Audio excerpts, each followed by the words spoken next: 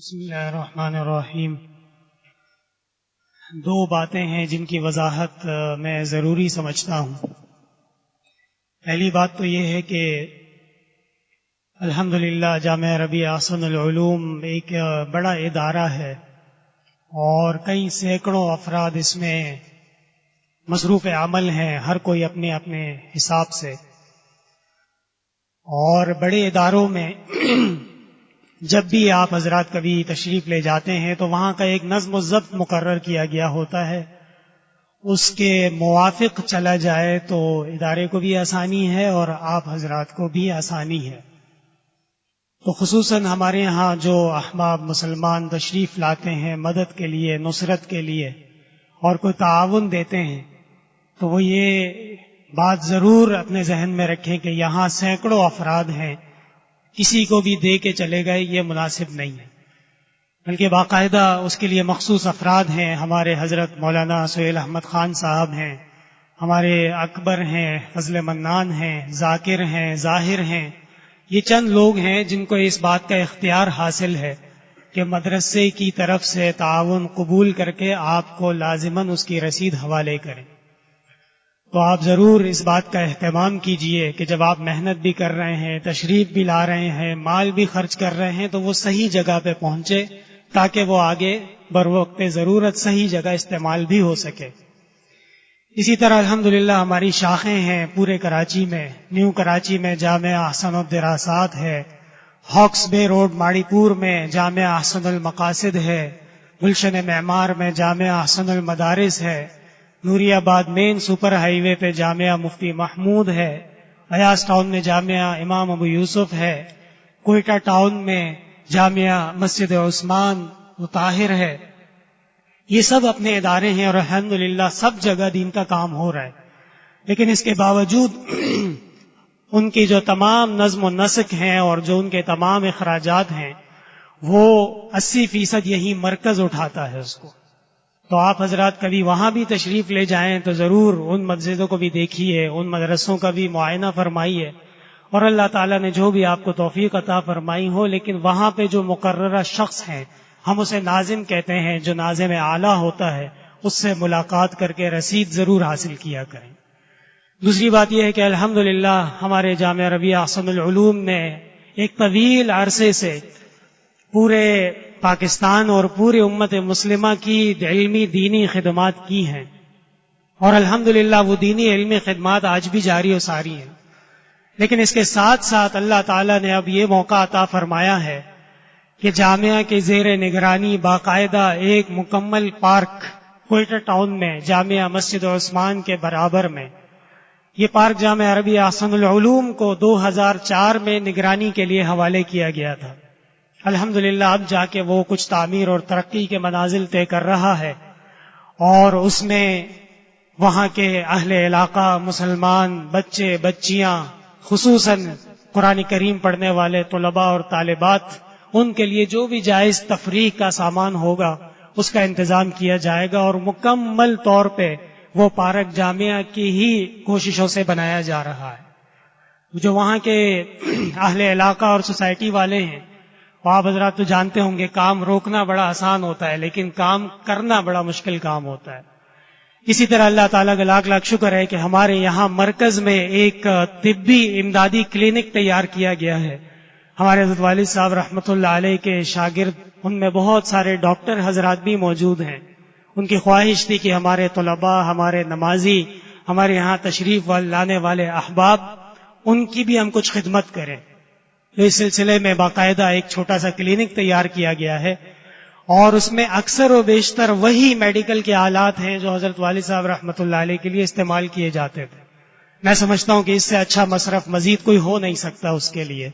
تو انشاءاللہ تعالی عنقریب اس کا بھی افتتاح ہونے والا ہے، اور وہاں ہر مسلمان، ہر آدمی کو اجازت ہے وہ تشریف لائیں اور اپنے صحت کے حوالے سے جو رہنمائی چاہتے ہیں مقررہ اوقات میں وہ حاصل کریں۔ تو یہ سلسلے ہیں، باقاعدہ رفاعی کام بھی اب جامعہ کی زیر نگرانی ہو رہا ہے۔ آپ حضرات دعا بھی فرمائیے اور اس میں بھرپور حصہ بھی لیجیے۔ سوال پوچھا ہے استخارے میں اشارے کا کیا مطلب ہے؟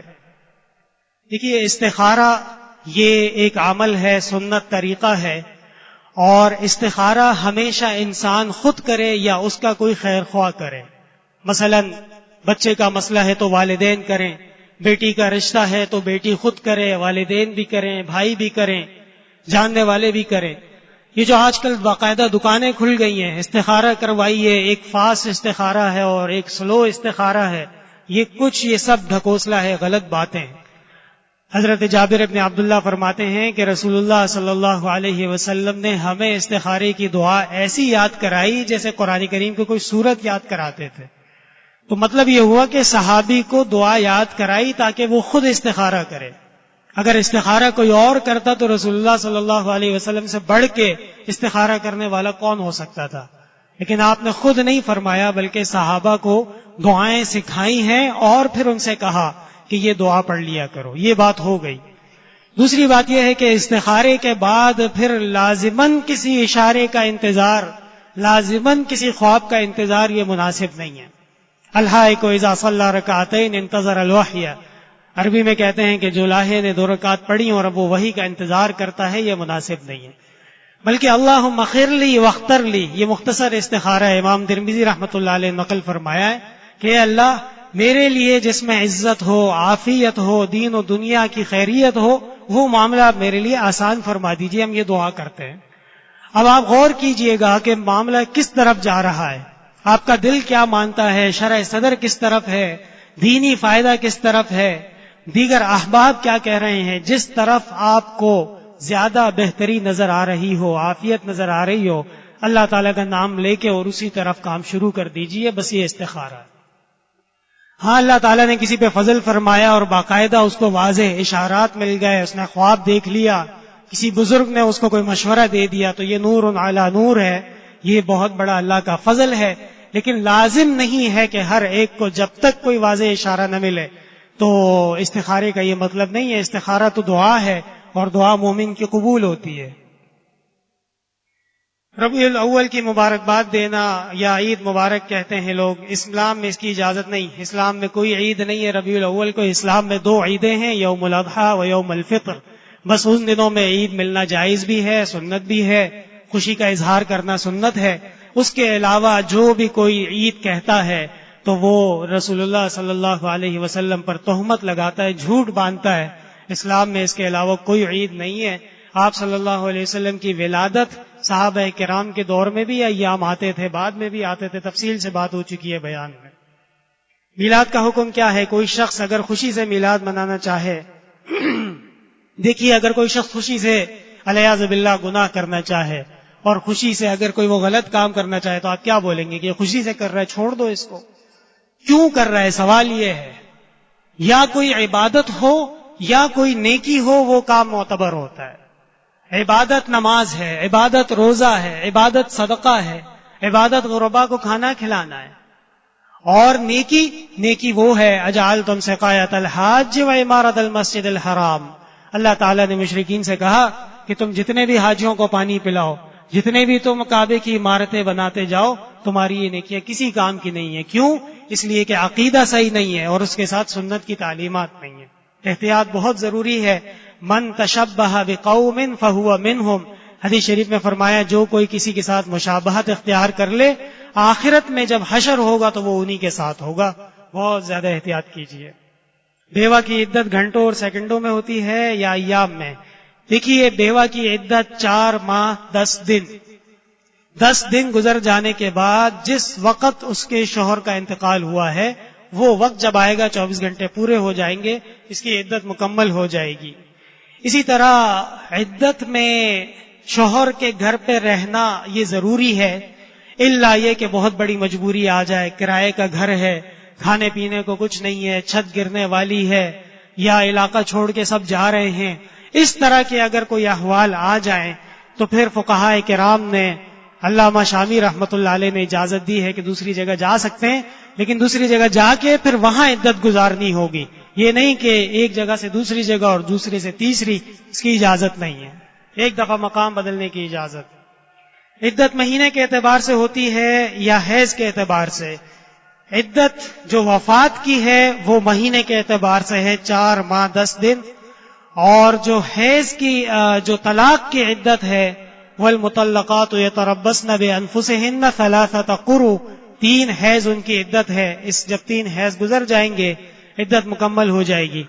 اسی طرح وفات میں بھی اور طلاق میں بھی وضع حمل، یعنی اگر خاتون حاملہ تھی، پریگننٹ تھی، جب تک کہ وہ بچہ پیدا نہیں ہو جاتا عدت ختم نہیں ہوگی اس کی.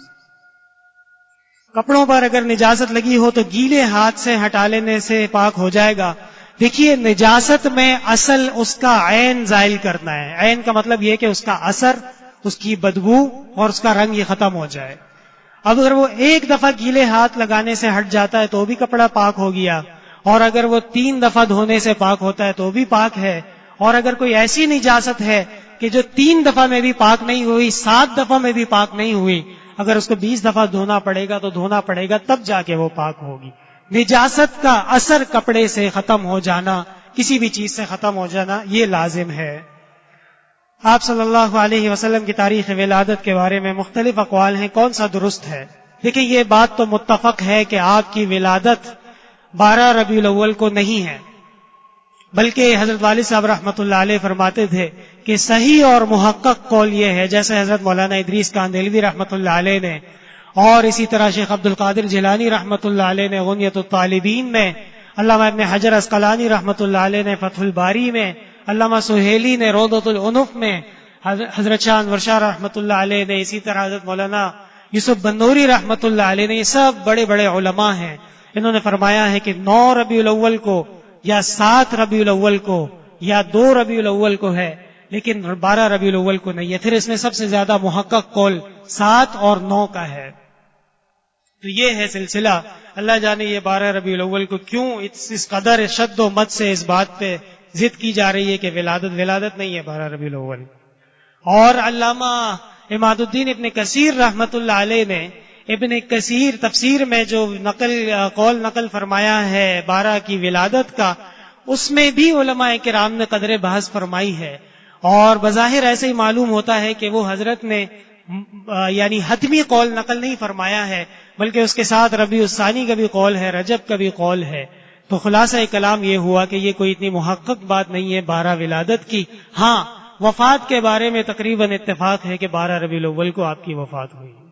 الحمد للہ رب العالمین، لا الہ الا اللہ وحدہ لا شریک لہ، لہ الملک ولہ الحمد وہو علی کل شیء قدیر.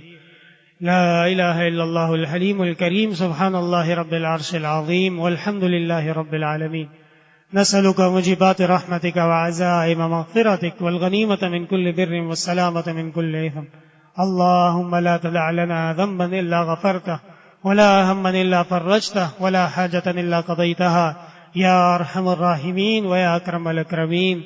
اللهم أعنا على ذكرك وشكرك وحسن عبادتك. اللهم ول أمورنا خيارنا ولا تول أمورنا شرارنا، وارزقنا حكومة صالحة عادلة التي ترعى عبادك وولادك عما يوجب مقتك وغضبك.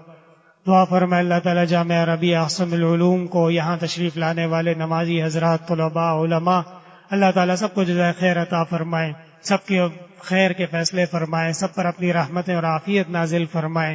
یہ جو کام میں نے ابھی جن کا ذکر کیا، پارک زیر تعمیر ہے، کلینک بن رہا ہے، اللہ تبارک و تعالیٰ ان کاموں کو آسان فرمائے، مدد اور نصرت فرمائے، اور ہمیشہ ساری زندگی امت محمدیہ اور مسلمانوں کی خدمت کرنے کی اس ادارے کو، توحید و سنت کے فیضان کو توفیق عطا فرمائے. ربنا تقبل منا انك انت السميع العليم وتب علينا انك انت التواب الرحيم. وصلى الله تعالى على خير خلقه محمد وعلى آله